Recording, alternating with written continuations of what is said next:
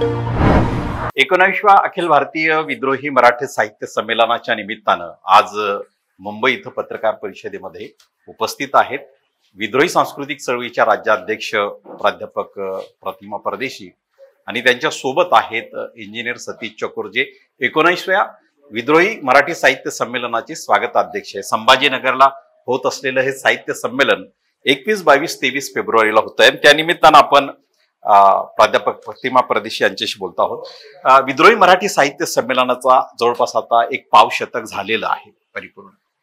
या पावशतकामध्ये जेव्हा संभाजीनगरला हे साहित्य संमेलन होत आहे तर एक विद्रोही साहित्य म्हणून हा प्रकार आज आपल्याला एक व्याख्यांकित जर करायचा असेल तर तो कसा करतो? 25 वर्षाचा म्हणजे 99 सालापासून विद्रोहाचा हा सगळा महाप्रवाह सुरू झालेला आहे। पण हा महाप्रवाह सुरू होत असताना त्याच्या पाठीमागे त्याच्या आधी झालेल्या साहित्य चळवळींचा निश्चितच आपल्याला एक सघन वारसा लाभलेला आहे। म्हणजे दलित साहित्य असेल, ग्रामीण असेल, आदिवासी असेल, स्त्रियांचं असेल, कामगारांचं, आणि आज 1999 नंतर या सर्व साहित्य प्रवाहांचा एक महाप्रवाह किंवा एक कॉमन प्लॅटफॉर्म म्हणून विद्रोही उभं राहताना आपल्याला दिसतंय।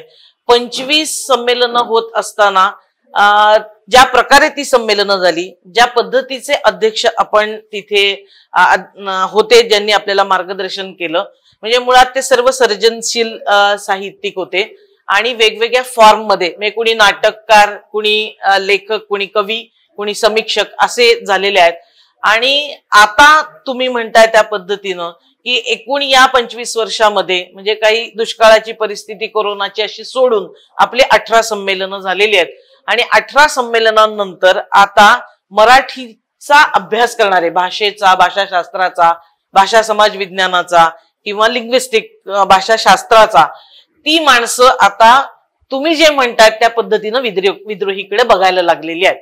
म्हणजे आता विद्रोहीवर संशोधन करण्यासाठी की 18 संमेलनं झाली ती काय पद्धतीनं झाली याच्याबद्दल आपल्याला नवीन नवीन अभ्यासक पुढे येताना दिसत आहेत। आणि जशी सत्यशोधकी साहित्य, आंबेडकरी प्रेरणेचं साहित्य असे जे झाले त्या पद्धतीनं आता अभ्यासकांनीच, म्हणजे आपण तर म्हणतोच आहोत, पण आता अकॅडमिक्स मधनं आपल्याला विद्रोही साहित्य प्रवाह म्हणून त्याला एक मान्यता देण्याचे सगळे प्रयत्न आपल्याला होताना दिसत आहेत। आणि ही आमच्यासाठी अत्यंत महत्वाची गोष्ट आहे। आणि विद्रोही साहित्याच्या प्रवाहामध्ये आम्ही असं मानतोय की ज्या काळात म्हणजे स्त्रियांनी शेतीला सुरुवात केली आणि शेती करत असताना त्यांनी गायलेले शेतीची जी गाणी आहेत, म्हणजे पहिलं साहित्य मौखिक साहित्य आहे, तिथपासून तर आज जी नवतरुण पिढी या प्रेरणेनं लिहितीये, हे सर्व विद्रोही प्रवाहाचं प्रतिनिधित्व आहे। म्हणजे इतिहास काळापासून आजच्या 21व्या शतकापर्यंत विद्रोही प्रवाह म्हणून त्याच्यामध्ये आपल्याला समाविष्ट करतायत। 19वे साहित्य संमेलन जे विद्रोहीचं हे संभाजीनगरला होत आहे।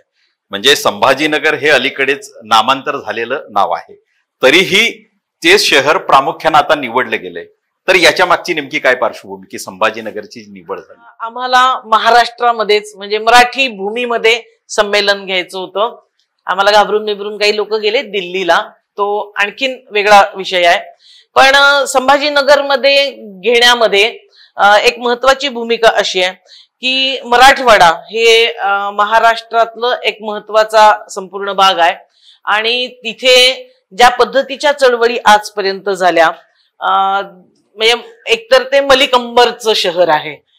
मलिक अंबर ज्यांनी छत्रपती शिवाजी महाराजांनी जी महसूल पद्धती आणली होती ती मलिक अंबरनं प्रस्थापित केलेली ती आहे।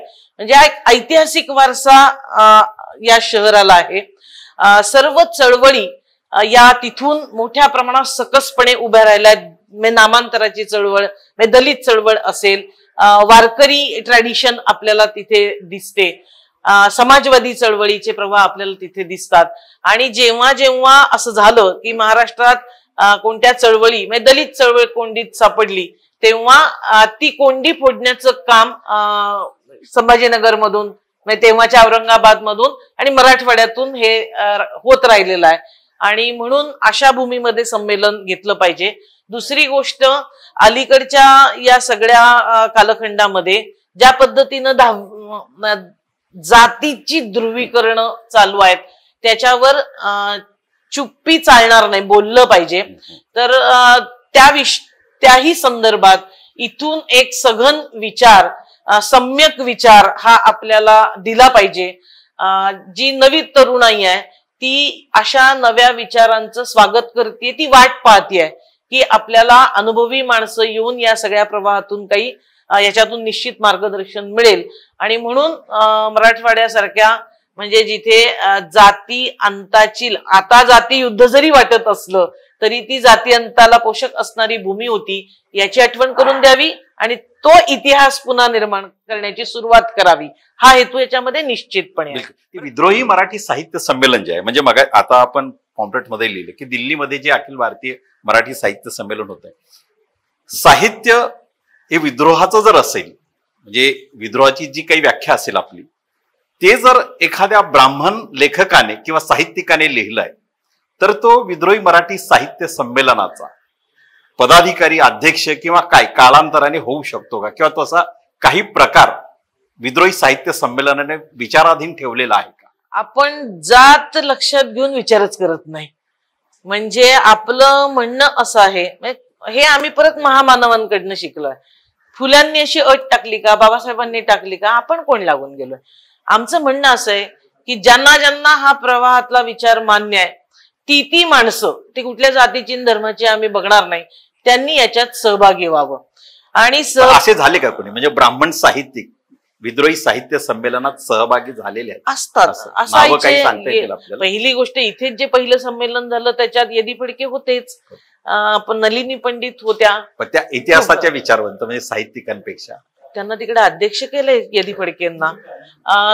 विद्युत भागवत आपल्या परंपरेशी, म्हणजे प्रतिमा जोशी या आपल्या, त्यांचं जे शबय वगैरे कथा संग्रह आहेत ते या विचारांनी प्रेरित आहेत. त्या सत्यशोधक चळवळीमध्ये राहिल्यात, ते मनोहर कदम असतील, तर असे लोक आहेत. पण मला पुन्हा त्यांना ब्राह्मण म्हणून आयडेंटिफाय करण्यापेक्षा ते समविचारी आहेत असं मी म्हणेन. आणि कोणी असं स्वप्न घेऊन येऊ नये की आता विद्रोहीत आम्ही सहभागी होतो तर आम्हाला नेतृत्व, या अटींवर नाही. तुम्ही काम करता तेव्हा तुम्हाला तिथे पद मिळत असतात, ती अशी मागून किंवा जात कॅश करून आपल्या प्रवाहात ते नाहीये. ते विद्रोहामध्ये कधी बघितलं नाही गेलेलं.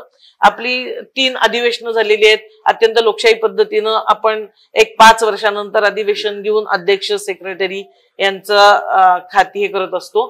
तर मूळ व्यवहार विचारांचा आहे. ज्यांना ज्यांना विचार मान्य आहे त्यांनी इथे यावं, त्यांचं स्वागत आहे. प्रस्थापित व्हायचे अखिल भारतीय मराठी साहित्य संमेलन दिल्लीला होत आहे. हे संमेलन दिल्लीला होण्याचा अर्थ काय, म्हणजे मगाशी तुम्ही म्हटलात, परंतु ज्या ज्या वेळी पेशवाई किंवा तो विचार, प्रस्थापित विचार मजबूत होतो त्यावेळेस ते अटकेपार जाण्याचा विचार नेहमी करतात. तर दिल्लीला जाणं म्हणजे ते मजबूत झाले आहेत एक पेशवे म्हणून, किंवा अटकेपारपर्यंत जाण्यासाठी त्यांची सामाजिक स्थिती मजबूत झालेली आहे, हा त्याचा अर्थ आहे की हे त्यांचं पलायन आहे?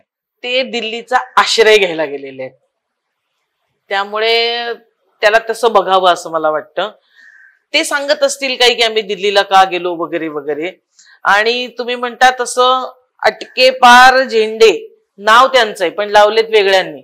म्हणजे इथे कसं झालं, इतिहासाचं विपरीत लिखाण सातत्यानं. अटकेपार झेंडे असतील तर पेशव्यांचे असतात आणि पानिपतात पराभव होतो तो मराठ्यांचा. तर हे जे आहे हे आपल्याला मुळात या रचनाच मान्य नाही आणि ते आता त्याच पद्धतीचे सगळे डावपेच करतायत.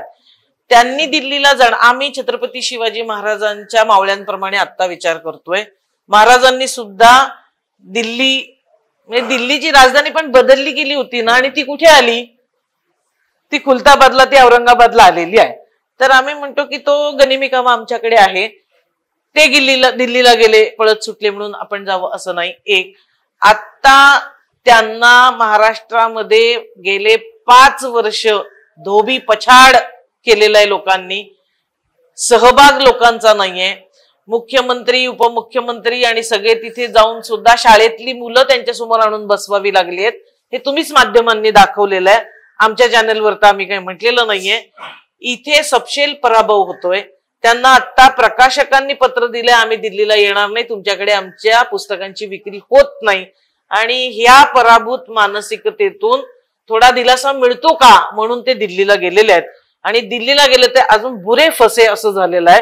याचं कारण सरकारचा हस्तक्षेप इथपर्यंत होता, आता एका पक्षाचंच संमेलन झालेलं आहे. आणि काय व्यवहार आहे, आम्हाला खूप हसायला येत आहे. स्वागत अध्यक्षांवर तिथे येणारा प्रमुख काय